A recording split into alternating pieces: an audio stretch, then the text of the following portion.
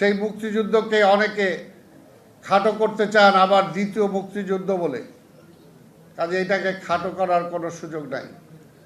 আমাদের সেই স্বপ্নটাকেই যদি বাস্তবায়ন করতে পারি, তাহলে একমাত্র সম্ভব বাংলাদেশের সকল সমস্যার সমাধান হবে। তাই আজকের এই বুদ্ধিজীবী দিবসে দাঁড়িয়ে আমরা বলবো যে আজকের আগামী একটা নির্বাচন আমাদের সামনে আসছে। এই নির্বাচনটা বাংলাদেশের জন্য খুবই গুরুত্বপূর্ণ। এই নির্বাচনে কারা কারা অংশগ্রহণ করতেছে, কোন কোন শক্তি, কারা বাংলাদেশের পক্ষে, কারা বাংলাদেশের বিপক্ষে, এটা কিন্তু জনগণের কাছে পরিষ্কার। জনগণের কাছে পরিষ্কার। তেল আর পানি কখনো মিলতে পারে না, এই কথাটা আমাদের মনে রাখতে হবে। বিএনপির একটি অতীত আছে, গ্লোরিয়াস অতীত।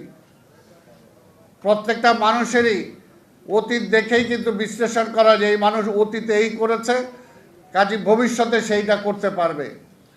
আজকে নির্বাচনের বা বাংলাদেশের মূল শক্তি আমরা দেখেছি কারা কারা।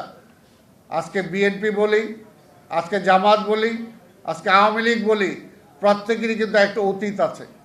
এই অতীতটা আমাকে বিশ্লেষণ করতে হবে যে আওয়ামী লীগ আজকে জনগণের বিরুদ্ধে যে আজকে আওয়ামী লীগ কোথায় আছে, আজকে ডাস্টবিনে পড়েছে, কি কারণে পড়েছে, তাদের অতীতটা কি। যদি ৭২ থেকে ৭৫ তার বাবার এই পরিণতি কেন হয়েছিল, যদি শেখ হাসিনা সেটাতে শিক্ষা গ্রহণ করতেন, তাহলে আজকে তার এই পরিণতি হতো না। আর আজকে আরেকটি দল যারা আজকে দেশকে আবার বিভক্ত করতে চাচ্ছে ধর্মের নামে, তাদেরও একটা অতীত আছে, তাদেরও একটা অতীত আছে। সে অতীতটা নিশ্চয়ই গ্লোরিয়াস না। আজকের দিনে তো আরও বেশি মনে পড়ে তাদের সে অতীতটা। তা কাজে আজকে মানুষকে বলতে হবে এই কথাটাই যে আপনি কাকে বেছে নেবেন, কাকে বেছে নেবেন। আগামী নির্বাচন এই দেশের জন্য খুব গুরুত্বপূর্ণ, স্বাধীনতার জন্য গুরুত্বপূর্ণ, গণতন্ত্রের জন্য গুরুত্বপূর্ণ। কারণ বারবার এই দেশে গণতন্ত্র ব্যাহত হয়েছে, বারবার একটি দল গণতন্ত্র ফিরিয়ে দিয়েছে, সেটা হলো বিএনপি।